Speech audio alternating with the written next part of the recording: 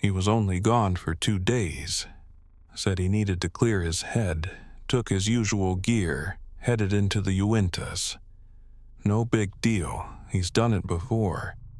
But this time, when he came back, something was off. It started with how he walked in. No, "Hey, I'm back." No smile, no noise. Just opened the door, set his pack down, and stood in the kitchen, staring.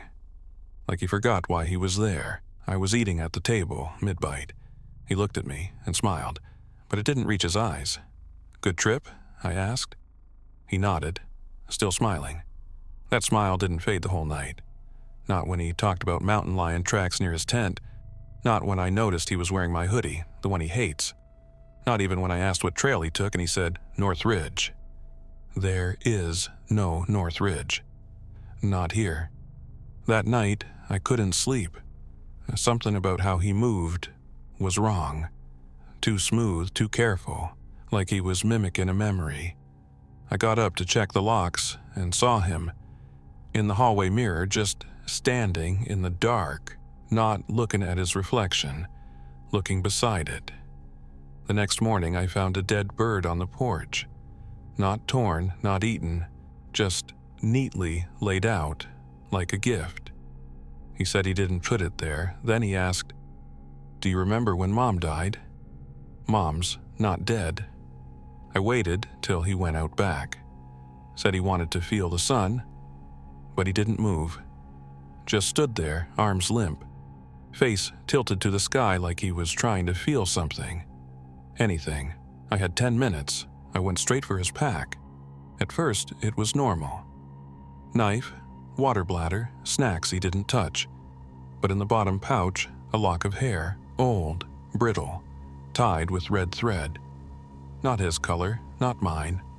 Underneath, parchment, drawn in charcoal. Jagged circles. Warped stick figures twisted around something in the center. I didn't recognize it. But something in me did. On the back, one word scrawled in tiny, frantic handwriting. Return. Then, the back door opened. He walked in, eyes still on the ceiling.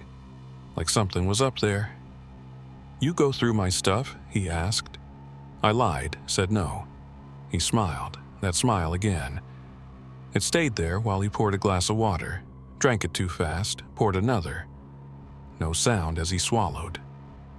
That night, I woke up to humming. It was a song we sang as kids, but wrong, off key, bent notes. The words didn't rhyme anymore. I peeked down the hallway. He was standing at my door, back turned, still, just listening. Didn't answer when I asked what he was doing, just walked away. In the morning, he was already at the kitchen table. No coffee, no phone, just sitting. He looked at me, too wide smile, and said, "Why'd you lie, little brother?" I didn't answer. I just stood there, heart pounding, wondering. How long had he known? Did he ever turn his back? He didn't ask again, just kept staring at the table. Later he left, no goodbye, no jacket. Just walked into the woods like he belonged to them.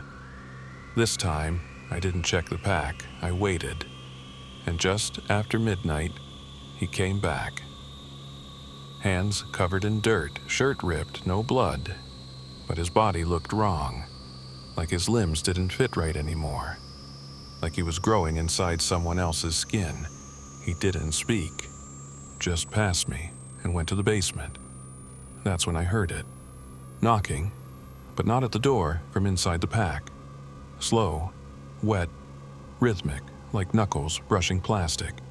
I opened it. The hair was back, matted, soaked in something dark, and under it, something wrapped in gray cloth. I should have stopped, but I didn't. I reached in and pulled out a jar, sealed with wax. Twine. Inside, a mouth, just a mouth. Twisted in a silent scream. Lips stitched with animal sinew, but it was breathing. The glass fogged every few seconds. It was trying to speak, and then I realized it looked like mine. I dropped it. It didn't break, just rolled across the floor, vibrating softly, and then from the basement. His voice. Except it wasn't his voice. It was mine. Low, hollow, like he was trying it on for the first time. "Why'd you go through my things, little brother?" I didn't answer. I was too busy watching the jar. It was smiling now.